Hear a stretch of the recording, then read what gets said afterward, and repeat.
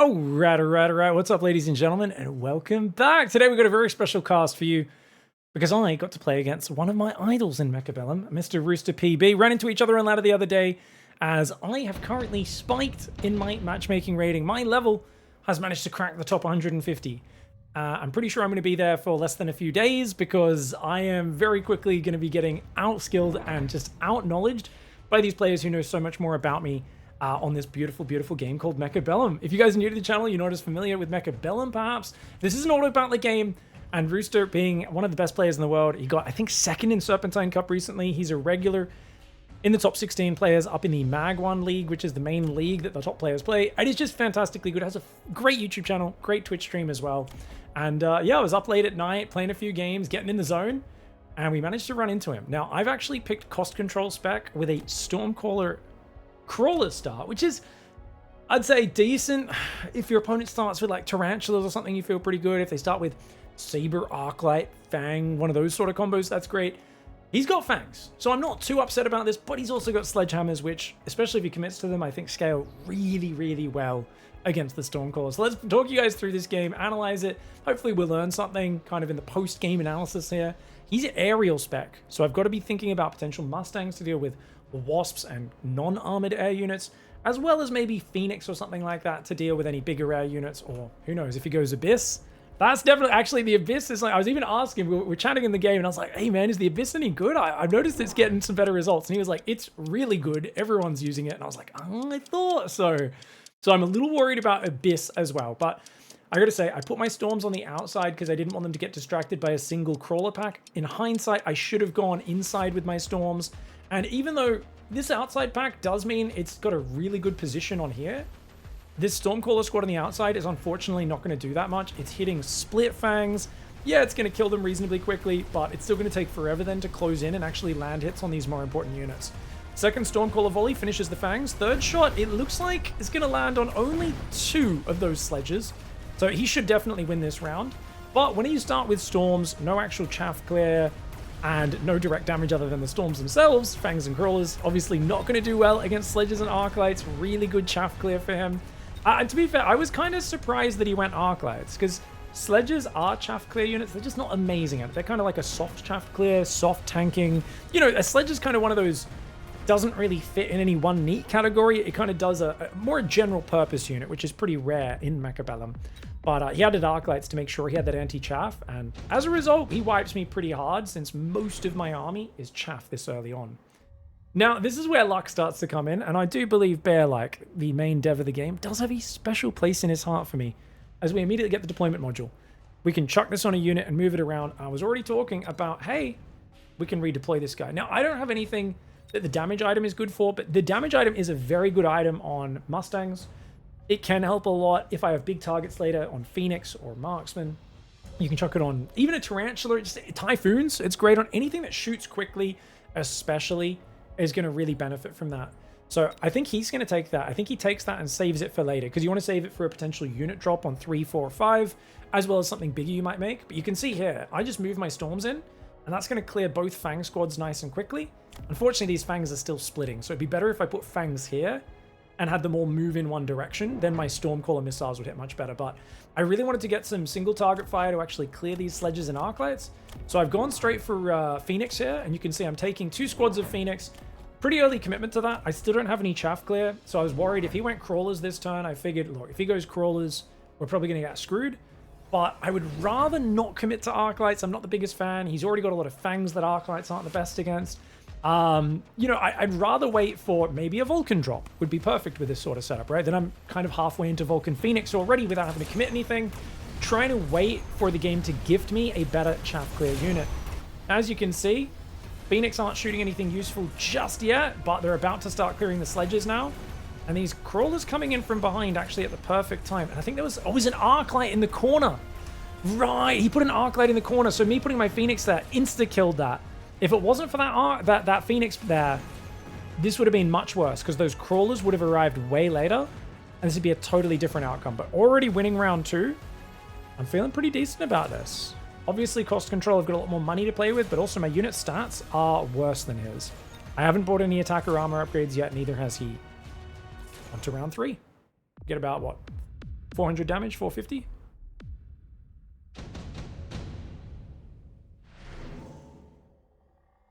Oh, okay. I was talking about Chaff Clear, guys, and how I wanted the game to give me one. We got the unit drop. Level 2 Typhoon or a level 3 Tarantula.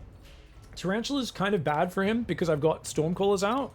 So I wasn't sure if he'd pick a Typhoon, just, you know, decent Chaff Clear unit. I've got Phoenix, probably not the best. I wasn't sure what he was going to do, but I realized, like, look, I need a Chaff Clear unit.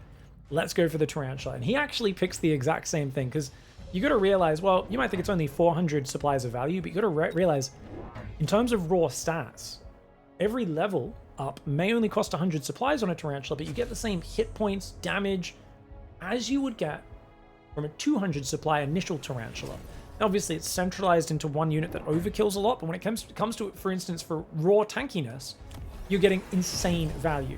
And here's where we see something really interesting. Rooster, you can see his Tarantula, 45,000 hit points, mine only 40,000, because my units suck because of cost control. Now, I've said, hey, let's go range and set up over here. And I had a feeling, after putting the Arclight down last round, if he puts Crawlers here, all of these Crawlers and Phoenix are going to get stuck. So I put this Tarantula down in a position where it can cover 90% of any chaff he puts in the corner without being too far away. So once it clears the corner, it can very quickly get up and hopefully defend this area. I also get one more Tarantula, which actually goes there as well. I'm still very focused on this left side, thinking we've just got to hunker down and defend. And I was not expecting this pivot into the Phoenix and the Tarantula on the left. So we're going to get that tower eliminated. But this placement here, predicting his Crawlers in the corner, is really effective for me. Because if he was able to distract me in the corner any longer, that would be really bad. And at least my Chaff is buying a bit of time on the left. So hopefully I can kill most of his units before he gets that tower debuff. Because once that tower debuff comes in, we are going to really suffer. If we can get rid of his Phoenix before that, though, he does kill the Tarantula, but we take out his Phoenix on the right. Unfortunately, we've already lost one of our Phoenix, and I think that's the closest. Yeah, he's going to take out 2 Phoenix there on the left side. Question, can we win this round? Oh, man, his Phoenix do so much to my Tarantula. Oh, damn. And my Phoenix aren't fighting his big boy unit, so my Tarantula's going to do a little bit of damage, but keep in mind, once he starts shooting, his guy does 3,000 damage a shot. Like, what in the hell? And you know what's crazy? Yeah, he bought 1-1. He bought 1-1 upgrades on round 3. Also, his Phoenix is significantly stronger than mine. Remember, he's air spec, plus 13% attack and life on his Phoenix. And he's bought plus 12% attack, plus 15% hit point bonus on top of that. And I'm minus 11% hit point in attack. So I am right now using mass-produced garbage, and he is using very high-quality units. And this is kind of a classic Rooster matchup. For those who don't know, he loves elite spec. He loves his elite units. So I was already realizing, like, oh god, he's doing that Rooster thing where his units just start leveling up and they've got insane good value. But can I deal with him by just having enough lower hit point and attack stuff, but hopefully with overkill canceling things out, it'll still do okay. Now, I was tempted to take advanced targeting because range, helping Tarantulas with their weakness, their range, it gives a pretty good percentage boost on their range, can help a lot. But I realized, look, he's pushing in pretty aggressively. He's coming from all sides. And I really feel like with cost control, I'm going to need that additional deployment. So I'm going to take that in a moment. And at this point, I'm kind of just going, okay, how do I deal with this left side? And I think at this point, I realized, like, look, I'm committing to Phoenix as my range damage, Tarantulas as my chaff clear. So I think I go Tarantula on this side. I can fast forward a little bit here. Tarantula Phoenix. And actually, I use the redeployment to put this Phoenix back on this side as well, because I'm thinking, hey, landing some missiles on this Tarantula could be lovely. Look at the Tarantula difference. 40,000 hit points. His is 52,300. So an absolutely massive difference in hit points between the level of our level 3 Tarantulas. He's also got the badass skin. And I do decide, look, I need level 2 Phoenix. Otherwise, I'm never getting through this Tarantula. So I'm really saying, let's deal with this problem as quickly as I can. Now, bottom corner, once again, going to go down. You can see I've leveled up this Tarantula, leveled up those Phoenix, and we've still got the range advantage. Remember, he doesn't have any range upgrades on his chaff clear, so even though his Tarantula kills chaff quickly, it's overkilling the chaff massively with the damage item. It's not really helping except when it hits my Tarantula. And his Arclight's not that far range either, so we're kind of doing pretty well in the chaff war. The Stormcaller missiles, as well as I think 3 of my Phoenix are shooting his Tarantula. It's taking them a while. Finally, we killed the level 3 Tarantula, but unfortunately, we have no chaff clear left. The crawlers are on top. That left side crumbles. Right side, we are going to win, but his Phoenix are once again going to come over and cause me some problems. I feel like I should win this round because of where these Phoenix are, but it comes down to if this Tarantula can chaff clear. These Phoenix look a little exposed. Oh, no, they are, aren't they? And look at that. We just shot the crawlers, which means his Phoenix get to kill both. Oh, you're kidding me. Damn. What the hell, man? I played this a few days ago, so I've forgotten some of the interactions that happened. And honestly, I thought it'd be cool to look back at one of my own games, take a look-see. I'm kind of just setting up a standard spread now, aren't I? Where I'm basically just like spread chaff, have tarantulas covering everywhere, have Phoenix for single target damage, and then I've got to just try and predict what he's going to do to finish the game. I think is going to be a really big part of this, because he's a bit more aggressively committed, and I think it might be in the next round where it starts dawning on me how scary the position is, because tarantulas, as good as they are, they don't have the longest range, number one, and number two, if you're aggressive, yeah, look at the chaff spread for him. Look at the chaff spread. We'll look at those in a second. Look at his chaff spread. So he can have so many delayed fangs and crawlers. Because I'm in a more compressed area, because I'm more defensive, playing more standard, it's hard for me to deal with. Now, he's going to take the improved firepower item, guys. I imagine I do the same thing here. I don't really like any of these other ones. Not in this scenario. Improved fortress is a maybe, actually. Oh, man. You know what? Maybe I should have gone improved fort this game. Because I've got cost control, my unit, like, you do end up with a lot of money with cost control. Maybe I could have taken that for the future. Okay, take the damage item, though. We put the damage item on this Phoenix down here. I'm surprised I didn't put it on one of these guys to help clear the tarantula.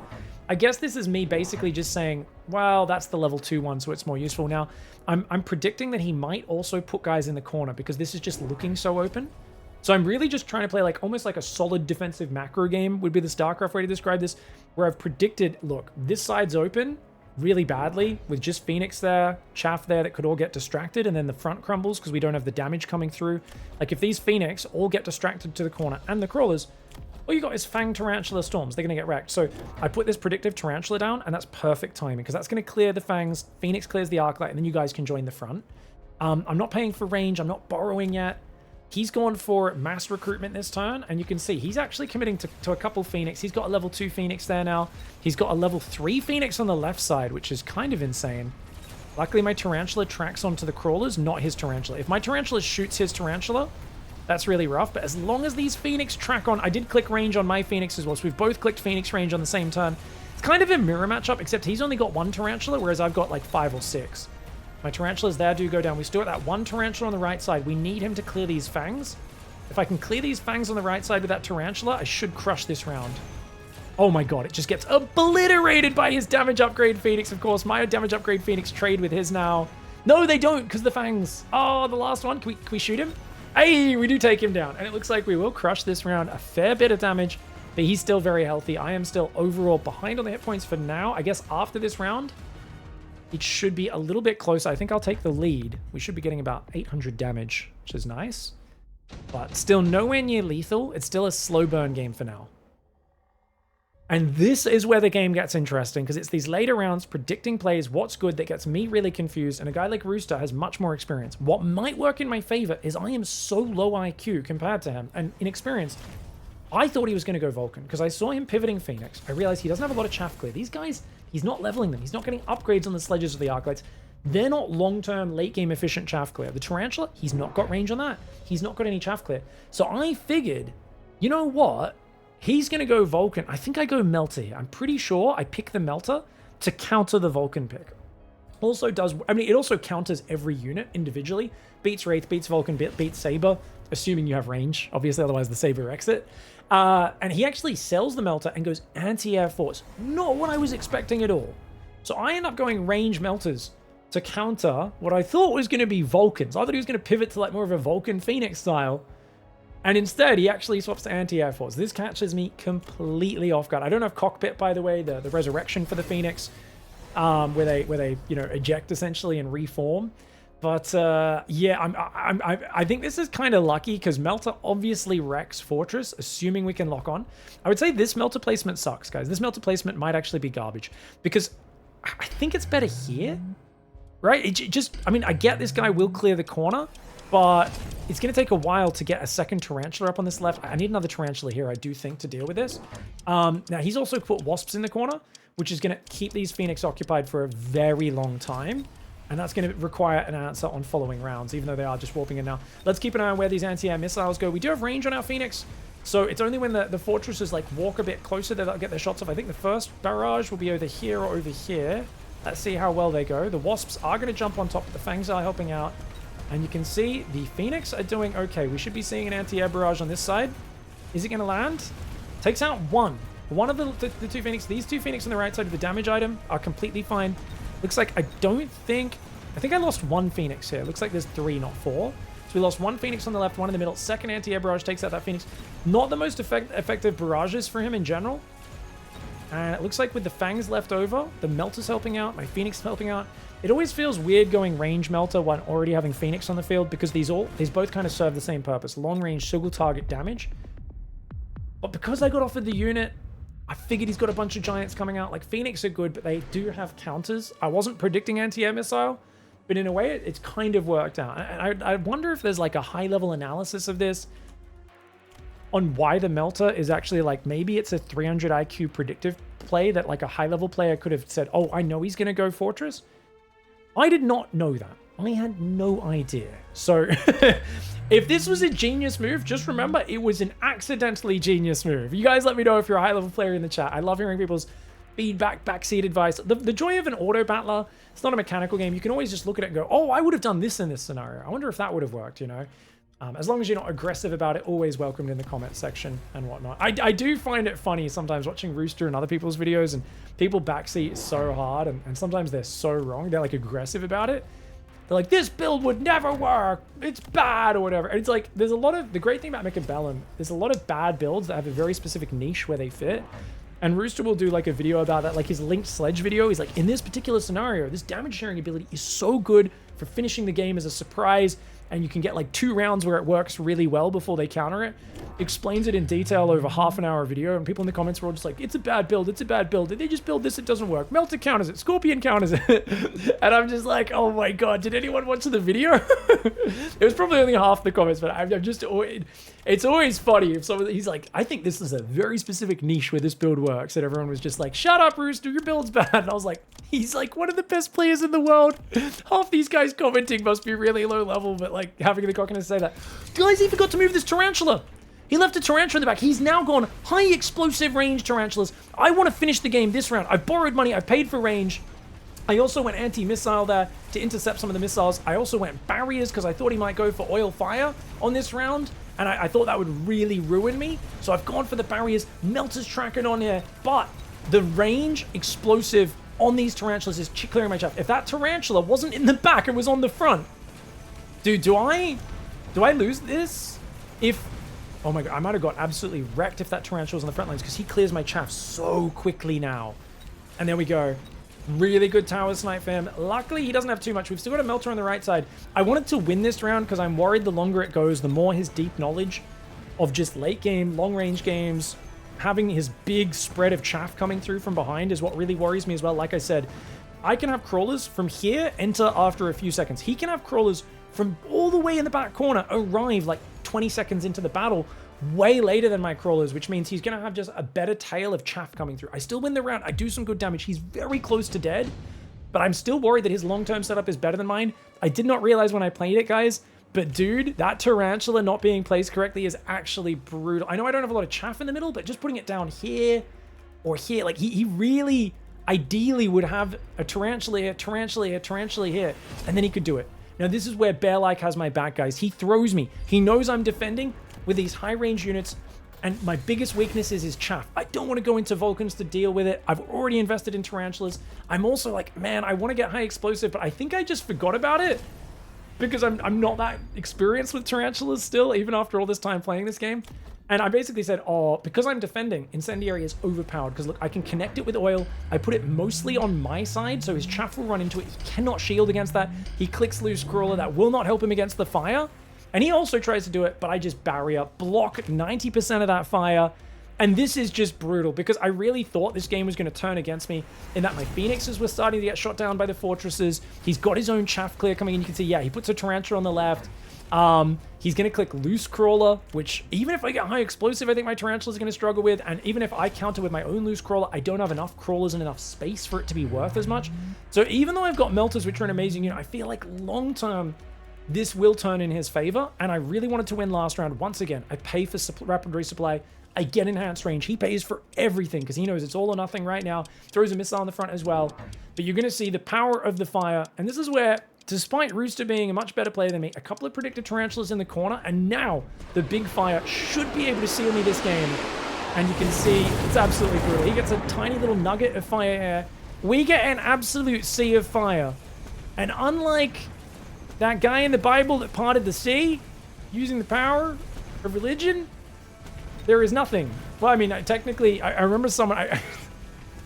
I went into his Twitch chat after, and they're like, could you have gone fire extinguisher dogs? And he's like, maybe that was the play technically, but it just feels so bad. But he's like, I maybe could have gone three dogs with fire extinguishers here.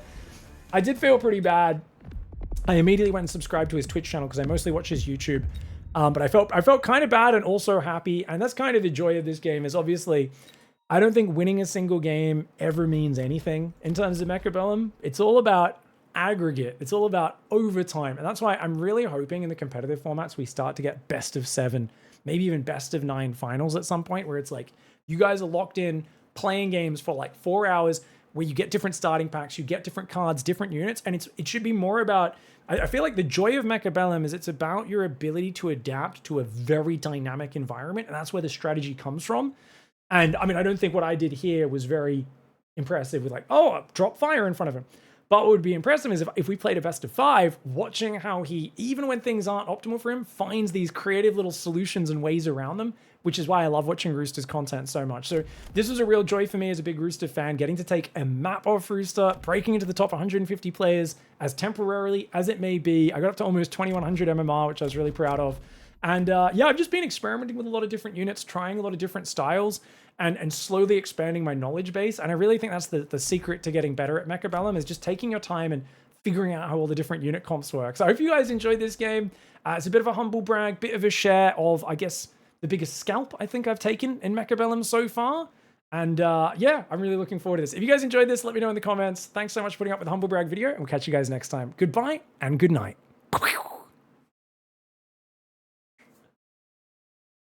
Humble brag.